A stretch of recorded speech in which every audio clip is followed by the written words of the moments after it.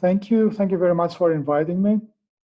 I guess the possibility of doing this online creates more opportunities to participate in some bizarre ways. But I'm really glad to be here and give this short introduction about BioASQ. For those who don't know me, and I was really glad to see many familiar names in the participant list. I hope they will also benefit from this presentation. For those who don't know me, I'm George Paliouras. I am heading an AI lab in Athens, Greece, at the research center called Demokritos. And I am coordinating this BioASQ challenge for the eighth year now. So we're now on BioASQ number 8. So what is BioASQ? BioASQ started out with two main tasks, both of them aiming to improve the way in which biomedical researchers access the huge amounts of information that is now available in the literature. The first task has to do more with information retrieval.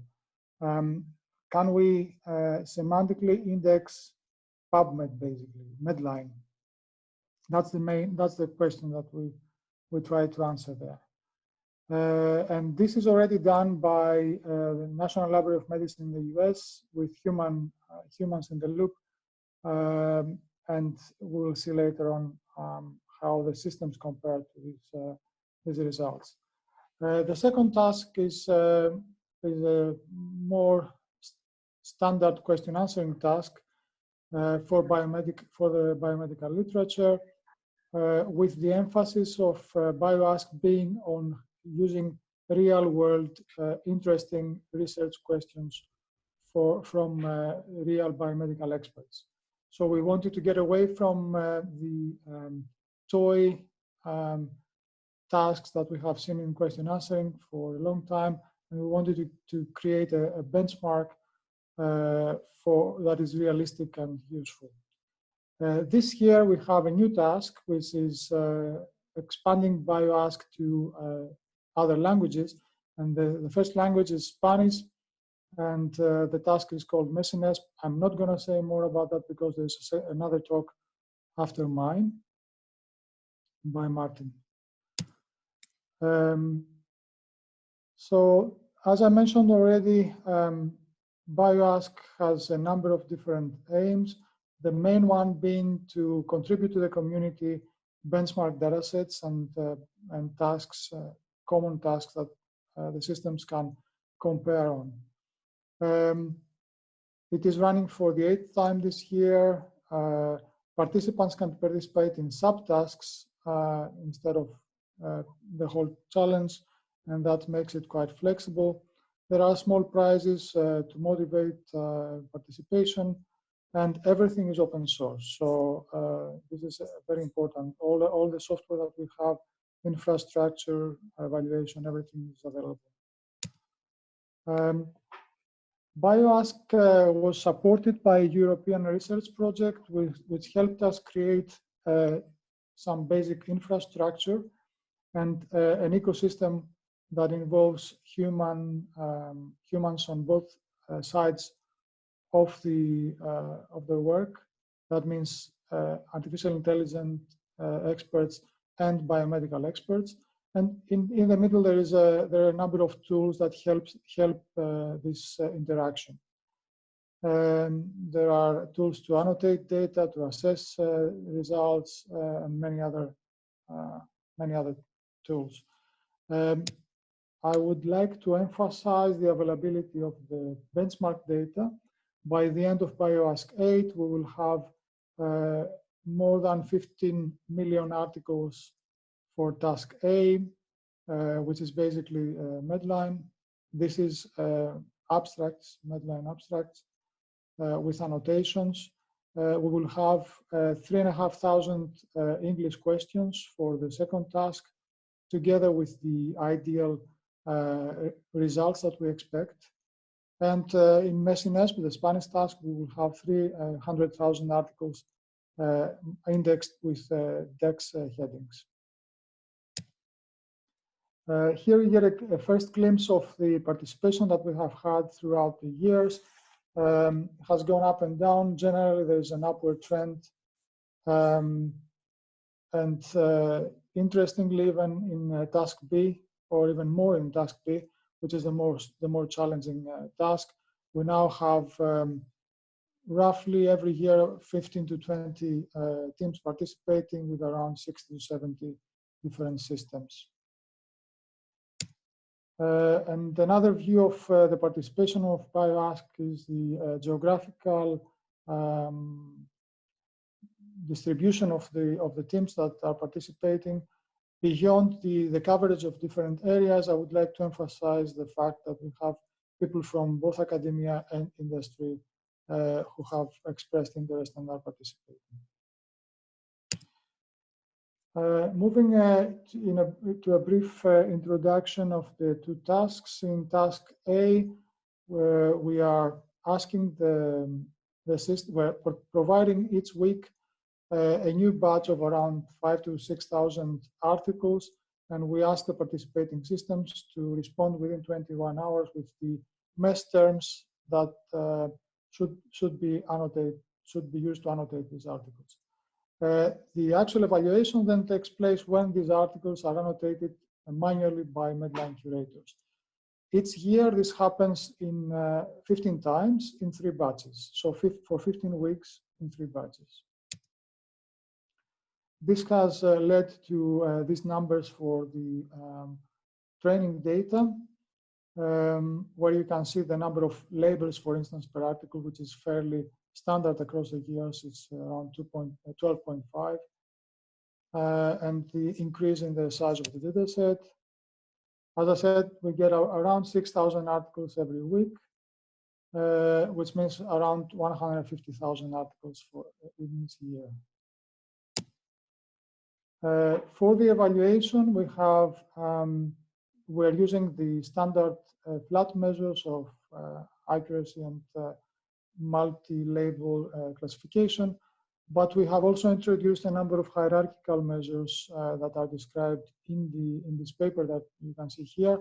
With bold, you see the measures that are used to pick the winners that will get the prizes every year. Now, if I can say in a couple of lines what we have observed, the trend that we have observed throughout the years regarding the technologies that are used by different methods, we see in terms of feature extraction and representation of the documents, we see a trend from bag of words and TF-IDF to neural word and paragraph embeddings, more recent methods. There is also a lot of challenge-specific efforts to make use of the general types and the year information, so that the more recent material is used more to do the future annotations. Regarding the actual machine learning methods, we see a trend from simpler methods, so using k-nearest neighbors and support vector machines, to more deep learning and attention mechanisms in more recent years. Here, I need to stress the fact that we are talking about a problem with many thousands of classes, some of which have a very small number of articles. So it's a big data problem, but which turns into a small data problem when you look at the individual classes. I tend to call these big small data problems. One other interesting graph is the one that shows the performance of the systems as BioASQ was going through the years. Originally, when we started, we expected this performance to level off between 65 and 70%, because we thought that this was around the level that the human agreement is happening. But as you can see, the best performing system has crossed this barrier and is now in the 70s. And part of this observation is explained by the green line, which shows the baseline system of the NLM, which seems to follow the trend and also move upwards.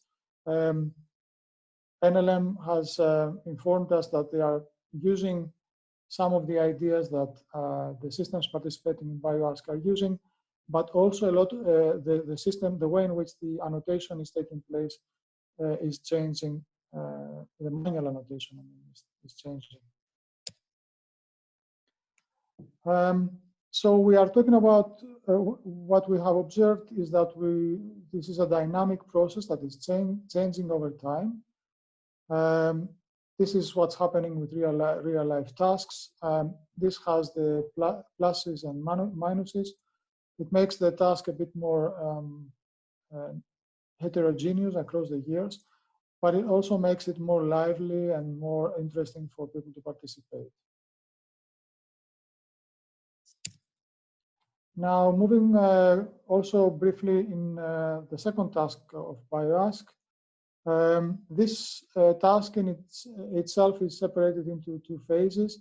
The first phase is the information retrieval phase, where we expect the systems to retrieve relevant articles, snippets, concepts, and triples related to the questions that the biomedical experts have given. And they have 24 hours to do that. And then once these 24 hours have passed, they get another 24 hours where they are given the golden articles and snippets, but now they have to bring back exact answers and ideal answers. There are many different types of questions, 4 different types of questions that I will come to soon.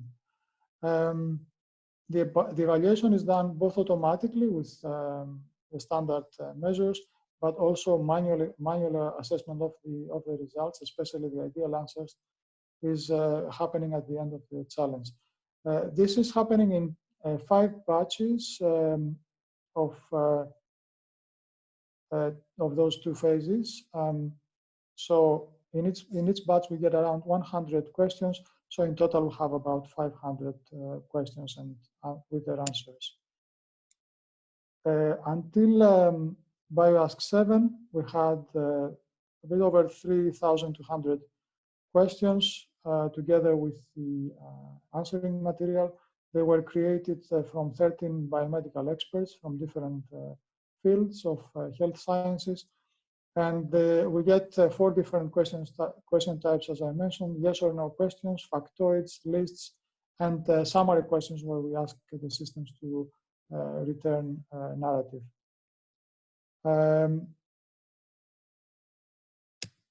And the test data, as I mentioned, we get around 500 questions per year.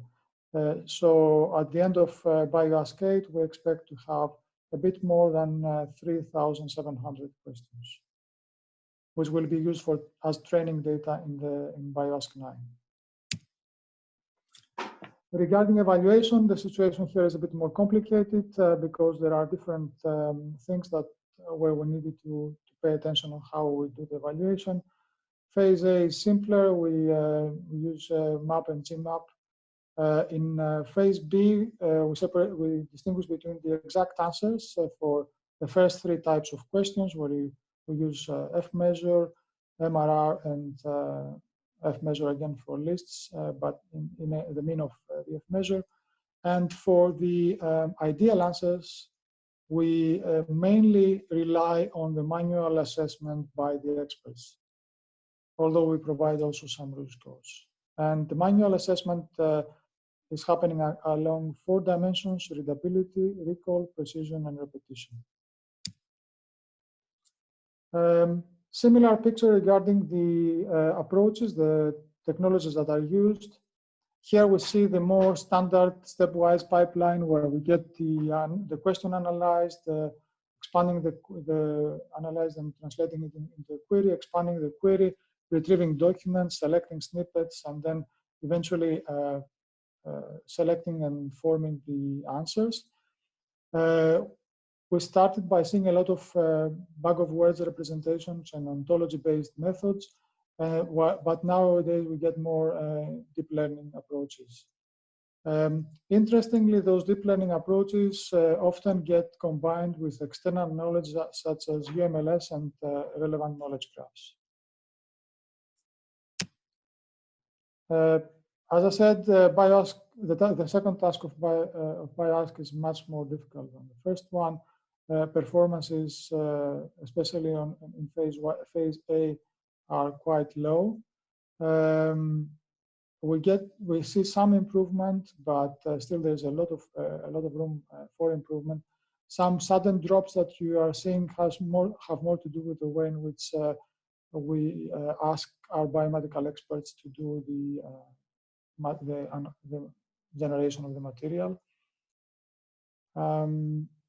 And the fact that the results of the systems in phase A are relatively low makes it even more important that phase B is designed to be independent of phase A. So we provide the manually created lists of documents and snippets, and the systems can use this in phase B. So in phase B, we get very good performance in yes/no questions. Interestingly, anecdotally, perhaps you see in BioASQ 5 where we see a sudden drop in yes or no question performance. This is the time when we realized that there was a high imbalance between yes and no questions, and we started asking our biomedical experts to maintain a balance. This has made the challenge a bit more difficult, but as you can see, the performance has picked up again in BioASQ 7.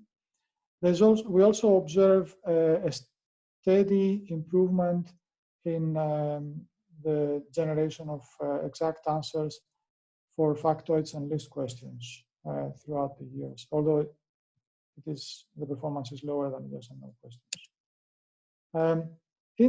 Very interestingly for me, despite the difficulty of getting the exact questions right, the biomedical experts seem to be quite happy with the narrative, the ideal answers that the systems are providing. More in terms of repetition and recall, less so in terms of readability and precision. Many interesting things that we have learned throughout the years that we have been running this task. Again, we see it's a very dynamic environment. We get changes in the mesh vocabularies, for instance, the databases that we use. And this also creates some non-homogeneity. We listen a lot to feedback that we get on both sides of the spectrum, from biomedical experts and from AI teams that participate. And we have solved a number of issues throughout the years. We also focused on aspects that seem to be more interesting for the participants.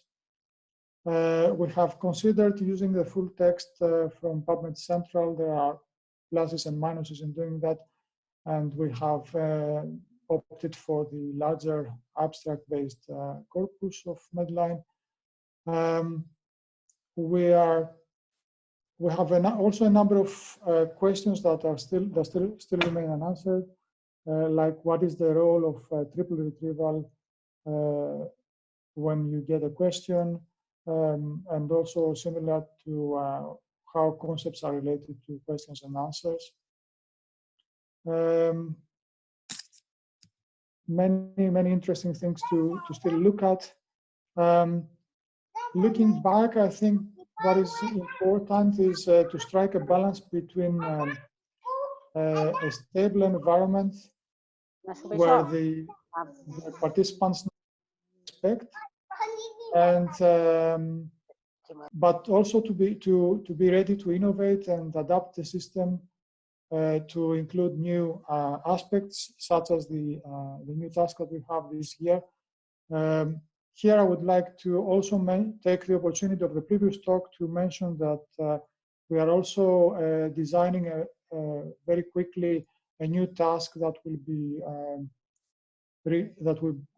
will aim to answer questions related to the current epidemic, pandemic of COVID-19, and this will be included in BioASQ 9.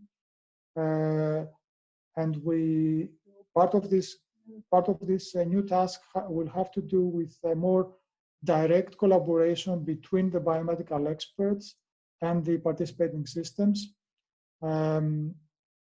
So that's also the reason why I made this question in the previous speaker, for the previous speaker, and I would be very happy to talk about how we can combine both efforts. We are still coming back to the list that you see in this slide.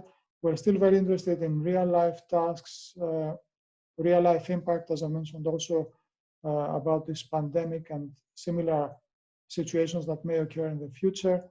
And we also strive for sustainability. We have tried to automate the tasks as much as possible.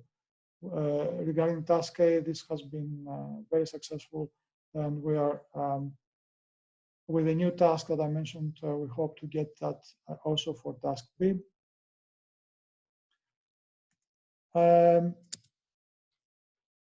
Into the future, there are many things that we want to do. I already alluded to some of them. One other thing that we want to include in BioASQ 9 is to have an open system repository.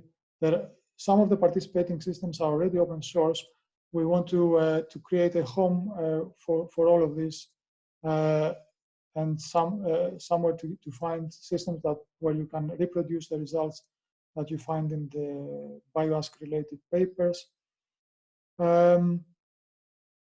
Regarding each of the two tasks, there are many things that we're looking to include, but as I mentioned already, we're trying to strike a balance between introducing new aspects to the challenge, while at the same time maintaining a standard environment that people know what to expect its next year. Closing my presentation, I would like to thank the various teams that we have collaborated with throughout the years, and you see some of them here. And also the people who participated in the original design and development of the BioASQ infrastructure. These are the different organizations that participated. And finally, the companies that are sponsoring BioASQ at the moment, which is Google, Atipon, and for the messiness task, Plantiel, and also the organizations that have sponsored us in the past. And that's all from me. Thank you for listening. I would be happy to get questions. And of course, the